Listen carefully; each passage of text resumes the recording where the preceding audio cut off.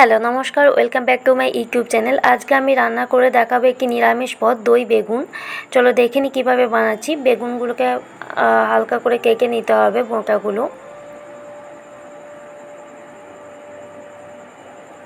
এরপর বেগুনটাকে দেখো এইভাবে কেটে নিতে হবে। এরপর নুন, হলুদ এবং কাশ্মীরি লঙ্কা গুঁড়ি মাখিয়ে নিতে হবে।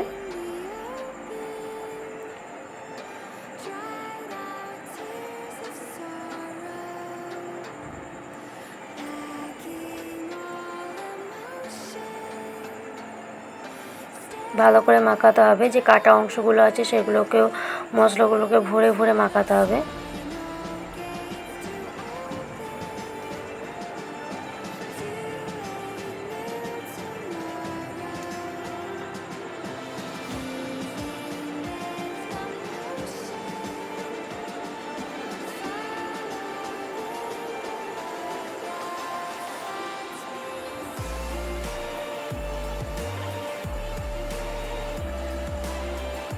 দেখো আমার মাখানো হয়ে গেছে।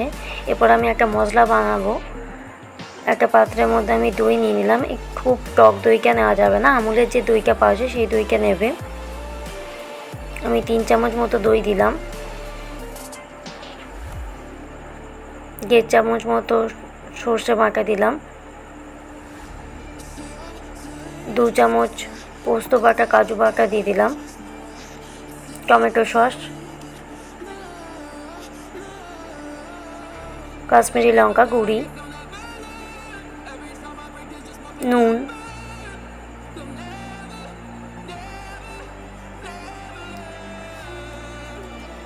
চিনি স্বাদ মতো, হলুদ, জিরে গুঁড়ি। এরপর আমি যে হোমমেড গরম মশলা গুঁড়িটা বানিয়েছি সেই গরম মশলা গুঁড়িটা আমার ইউটিউব চ্যানেলে আছে, দেখে নেবে। ওইটা আমি দিয়ে দিলাম। ধনে গুঁড়ি। এরপর 2 টমেটো আমি পেস্ট করে রেখেছিলাম, সেই পেস্টটা আমি দিয়ে দিলাম। এরপর ব্যাটারটাকে ভালো করে মিক্স করে নিতে হবে।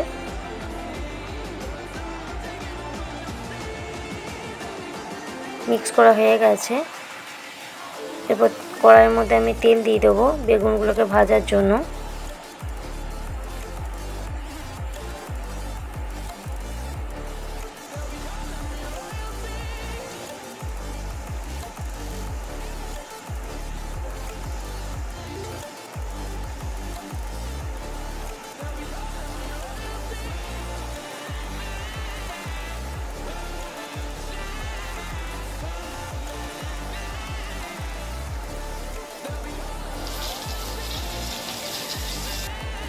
বেগুনগুলো আমার ভাজা হয়ে গেছে, এবার আমি তুলে নিচ্ছি।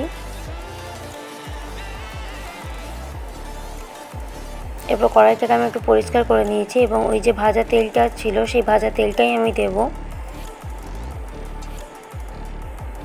এরপর আমি একটা বাটার দিয়ে দিলাম, কালো জিরে দিলাম, এলাচ দিলাম, দারুচিনি, শুকনো লঙ্কা, লবঙ্গ, কারি পাতা। এরপর যে মশলাটা আমি করে রেখেছিলাম সেই মশলাটা আমি দিয়ে দেব। ভালো করে মিক্স করে নিতে হবে।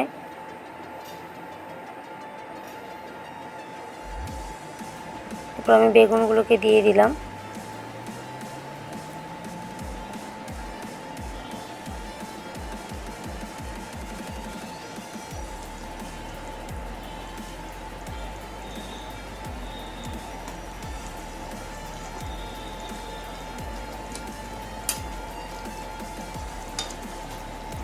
এই দই বেগুন রান্নাটা যেমন খুবই সহজ, খেতে খুবই সুস্বাদু হয়।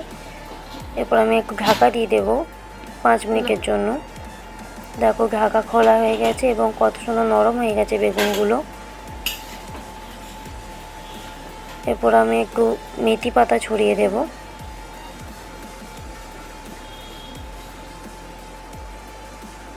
দেখো কত সুন্দর রঙটা এসেছে। এরপর আমি 1 চামচ মতো ঘি দিয়ে দেব। এক থালা ভাত বা রুটির সাথে খেতে কিন্তু খুব সুন্দর লাগবে। তোমরাও বানিয়ে দেখো। এবং আমার চ্যানেলটাকে অবশ্যই একটা সাবস্ক্রাইব করে দিও এবং লাইক কমেন্ট করতে কিন্তু ভুলো না।